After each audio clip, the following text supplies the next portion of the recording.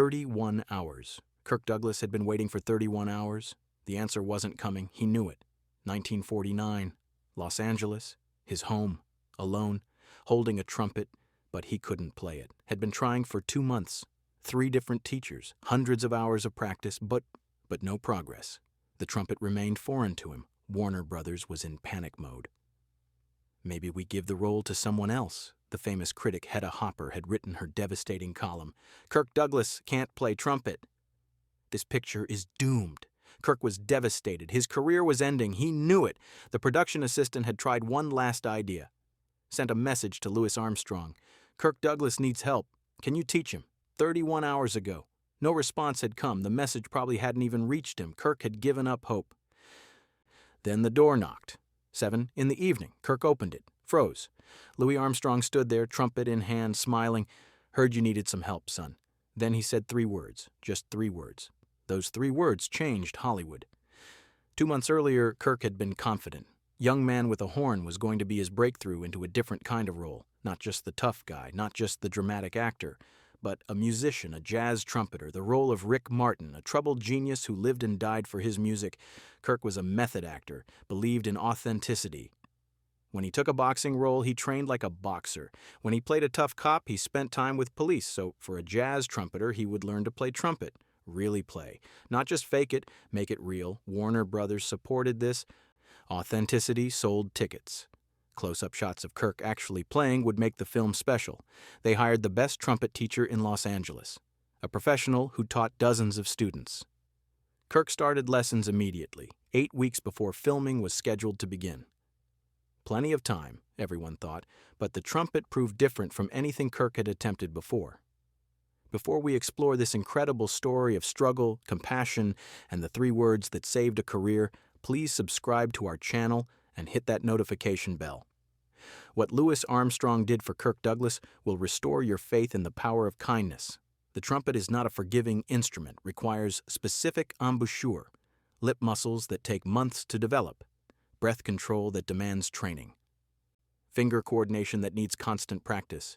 Kirk approached it like he approached everything, with determination, with discipline, with relentless effort. He practiced 8 hours a day, every day. His lips would bleed from the pressure, his fingers would cramp from the positions, his lungs would ache from the breathing exercises, but he kept going. Had to. The role depended on it. After 3 weeks, his first teacher gave an assessment. Kirk, I think you're trying too hard. You're fighting the instrument instead of working with it. Maybe take a break. Come back when you're more relaxed. Kirk didn't want to hear about relaxation, wanted to hear about progress, technique, improvement. The teacher tried different approaches, different exercises, different methods. Nothing worked. Kirk could produce sounds, but not music. Could hit notes, but not melodies. Could follow instructions, but not feel the rhythm. After 6 weeks, the teacher had an uncomfortable conversation. Kirk, I don't think this is going to work. Some people are natural musicians, others aren't. You're an incredible actor, but maybe trumpet isn't your instrument.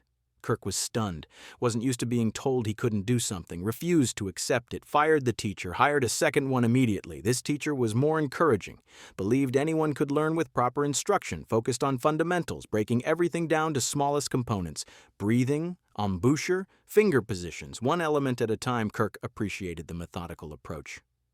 Worked even harder, but still no breakthrough came. The sounds he produced were mechanical, lifeless, missing the soul that jazz required. After 4 weeks with the second teacher, honesty arrived. Kirk, you're doing everything technically correct, but music isn't just about technique, it's about feeling, about letting go, about connecting with something beyond the notes. I don't know how to teach that. You either have it or you don't. Again, Kirk felt the sting of failure, but also growing desperation. Filming was approaching. 8 weeks had become 6 weeks, had become 4 weeks. Warner Brothers was getting nervous. The third teacher was tough. Former military band instructor, believed in discipline, in repetition, in breaking students down to build them back up. You're not trying hard enough, he told Kirk. You're making excuses. Great musicians practice until their fingers bleed, until they can't stand anymore. You need to want this more. Kirk wanted to punch him, was already practicing until exhaustion, was already pushing beyond reasonable limits, but took the criticism. doubled his efforts, practiced 10 hours a day, then 12. His wife barely saw him, his friends stopped calling, his entire world became the trumpet and his failure to master it. The information in this video is compiled from documented interviews, archival news, books, and historical reports. For narrative purposes, some parts are dramatized and may not represent 100% factual accuracy. We also use AI-assisted visuals and AI narration for cinematic reconstruction. The use of AI does not mean the story is fake. It is a storytelling tool. Our goal is to recreate the spirit of that era as faithfully as possible. Enjoy watching. By week 7, Kirk's hands were shaking constantly, not from physical exhaustion, from psychological pressure. The third teacher gave up, quit without explanation, just stopped returning calls. Kirk was alone, with 2 weeks until filming, and still couldn't play trumpet convincingly. Warner Brothers called a meeting, studio executives, the director, the producers. Kirk wasn't invited, but he heard about it, heard the discussions about recasting, about finding someone who could actually play, about cutting their losses before investing more money in a doomed production. Kirk felt his career crumbling. He was 32 years old, had worked so hard to get here, had proven himself in dramatic roles, had earned respect in Hollywood, and now it was all falling apart because of a trumpet, because he couldn't master an instrument in 8 weeks, because he wasn't musical enough, natural enough, talented enough. The self-doubt was crushing. Then came Hedda Hopper's column. Hedda was Hollywood's most powerful gossip columnist, more influential than any critic, more feared than any studio executive. A negative word from Hedda could destroy careers, end projects, blacklist actors. Kirk read her column over breakfast, felt his stomach drop. Sources tell me Kirk Douglas is struggling mightily with his trumpet lessons for young man with a horn. Multiple teachers have given up. Warner Brothers is quietly looking for a replacement. This picture may be doomed before it even starts. Perhaps Mr. Douglas should stick to roles that don't require musical talent. The words burned, not just because they were public, but because they were true. Kirk couldn't deny it, couldn't fight back, couldn't prove her wrong. He was failing, publicly, humiliatingly. Kirk spent that day alone in his house, holding the trumpet, trying to play. The sounds that emerged were pathetic, weak, amateurish. Everything Hedda had implied. He considered quitting, calling Warner Brothers, telling them to recast, saving everyone the embarrassment. But his pride wouldn't allow it. Somewhere in the Warner Brothers production office, a young assistant named Danny Mitchell was working late. Danny loved jazz, grew up listening to it, knew all the greats, Louis Armstrong, Duke Ellington, Dizzy Gillespie, Count Basie. Danny had watched Kirk struggle with sympathy, understood the pressure, the impossible timeline, the weight of expectations. Danny also understood something the teachers didn't, that learning trumpet wasn't just about technique. It was about soul, about feeling, about understanding jazz as more than notes on a page, and Danny knew someone who could teach that. Louis Armstrong, the greatest jazz trumpeter alive, more than that, the most generous teacher in music, known for helping young musicians, for sharing knowledge freely, for believing everyone deserved a chance to learn. Danny didn't know Louis personally, but had a friend who knew someone in Louis' circle. It was a long shot. Probably wouldn't work, but Danny had to try. Wrote a careful letter, explaining Kirk's situation, the pressure, the timeline, the desperation, didn't ask for much, just advice. Maybe a phone call, some words of encouragement, anything. Sent the letter through the chain of contacts, hoped it would reach Louis, hoped Louis would care, hoped for a miracle. Kirk knew nothing about this, was at home, practicing alone, failing alone, sinking deeper into despair. Have you ever struggled with something everyone expected you to master? How did you handle the pressure? Share your experience in the comments. 24 hours passed, no response. Danny checked in with his contacts. The letter had been sent. Whether it reached Louis was unclear. 30 hours passed. Kirk had given up practicing, just sat, holding the trumpet, staring at it. This piece of metal had defeated him, had exposed his limitations, had ended his career. 31 hours after the letter was sent, Kirk's doorbell rang. 7 in the evening. Kirk wasn't expecting anyone, wasn't in the mood for visitors, almost didn't answer. But the bell rang again, persistent. Kirk dragged himself to the door, opened it, and froze. Louis Armstrong stood on his doorstep, in person, the legend himself, holding a trumpet case, wearing that famous smile, that warm, genuine, impossible-to-resist smile. "Heard you needed some help, son." Kirk couldn't speak. couldn't process what he was seeing. Louis Armstrong, at his house. Unannounced, unexpected, impossible. Louis walked past Kirk, into the house, set down his trumpet case, looked around. Nice place. "Where do you practice?" Kirk managed to point. "The living room." Louis nodded. "Let's go there." Kirk followed, numb, confused, overwhelmed. Louis sat down, opened his trumpet case, pulled out his instrument, the trumpet he'd played for decades, the trumpet that had made history, that had changed music, that had brought joy to millions. Louis looked at Kirk, really looked at him, saw the exhaustion, the defeat, the desperation, and spoke 3 words. "Let's start fresh." Those 3 words hit Kirk like a revelation. Start fresh. Not continue struggling, not fix mistakes, not overcome failure. Start fresh, like none of the past 2 months had happened, like the 3 teachers hadn't given up, like the pressure and the pain and the humiliation could be set aside. Fresh, new. Begin again. Louis didn't wait for Kirk to respond, just started talking. "You know what your problem is? You're trying to play trumpet like you act, like it's work, like it's effort, like it's something to conquer, but music doesn't work that way. Music is dance, music is conversation, music is play." Louis picked up his trumpet, put it to his lips, played a simple melody. Beautiful, effortless, natural, like breathing. See? Not fighting, not forcing, just letting it flow. "Now you try." Kirk picked up his trumpet, hands shaking, put it to his lips, prepared to fail again. Louis stopped him. "Wait. Before you play, close your eyes." Kirk did. "Now breathe. Just breathe. Feel your breath. Don't think about technique. Don't think about notes. Just breathe." Kirk breathed, felt his shoulders relax slightly. "Good. Now imagine the trumpet is part of your breath, not separate, not something you're forcing air through, part of your breath, an extension of your lungs." Kirk tried to imagine it. "Now play. Don't think. Don't try. Just breathe through the trumpet." Kirk blew. A note emerged. Not perfect, but different. Less forced, more natural. Louis smiled. "There. That's the beginning. That's where music starts." They worked for 6 hours that night, but it didn't feel like work. Louis didn't drill Kirk on technique. Didn't make him repeat exercises. Didn't criticize or correct endlessly. Instead, Louis told stories about learning trumpet in New Orleans, about making mistakes, about the teachers who helped him, about the moment he realized music was about joy, not perfection.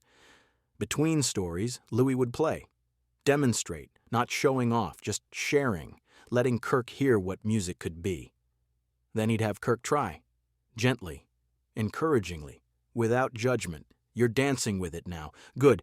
Let it breathe. Don't strangle it. That's it. You're feeling it." Kirk felt something shifting, not his technical ability. That would take more time, but his mindset, his approach, his relationship with the instrument. For 2 months, the trumpet had been his enemy. Something to defeat, to master through force of will.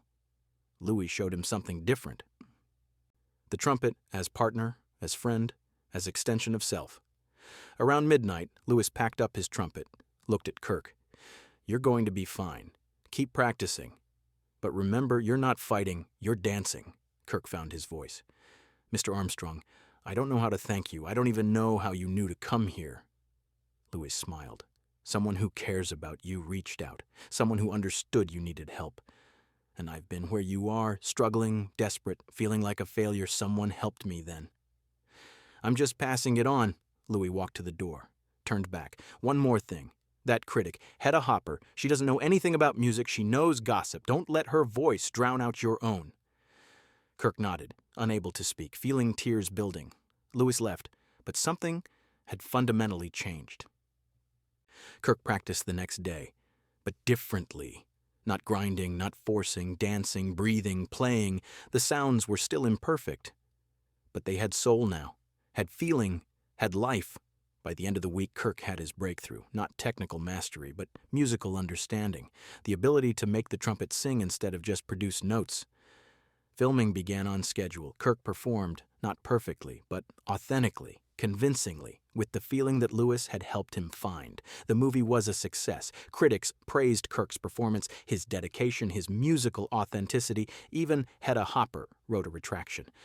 I stand corrected. Kirk Douglas brings remarkable authenticity to his trumpet playing. This film is a triumph. Kirk Douglas's career didn't just survive, it soared. Young Man with a Horn became one of his signature roles, led to more diverse parts, more challenges, more successes. But Kirk never forgot that night, that moment when Louis Armstrong appeared at his door. Those 3 words, "Let's start fresh." In the 1980s, decades later, Kirk gave an interview. The journalist asked about his most memorable moments in Hollywood. Kirk didn't hesitate. "The night Louis Armstrong saved my career." The reporter pressed for details. Kirk told the story. Still emotional after all those years. "I was at my lowest point," Kirk said, had failed at something publicly, humiliatingly, was about to give up. And this legend, this giant of music showed up at my door. Didn't have to, didn't know me, just heard someone needed help, and came. The reporter asked what Louis taught him. Kirk thought carefully. "He taught me that asking for help isn't weakness, that struggling doesn't mean failing, that sometimes you need to let go of everything you think you know and start fresh." Those 3 words, "let's start fresh." They weren't just about trumpet. They were about life, about career, about how to approach challenges. Kirk paused, wiped his eyes. "Louis Armstrong didn't just teach me to play trumpet that night. He taught me humility, grace, compassion. He showed me that greatness isn't about never failing. It's about helping others when they fail." Louis Armstrong passed away in 1971. Kirk attended the funeral, spoke briefly about that night in 1949, about the 3 words that changed everything, about a debt he could never repay. The trumpet Louis used that night teaching Kirk is now in a museum. Part of Louis Armstrong's collection, the placard doesn't mention Kirk Douglas, doesn't tell that story, but Kirk knows, carries it with him, a private memory, a lesson learned, a life changed. Today, Young Man with a Horn is remembered as a classic. Kirk Douglas's performance praised, his musical authenticity noted.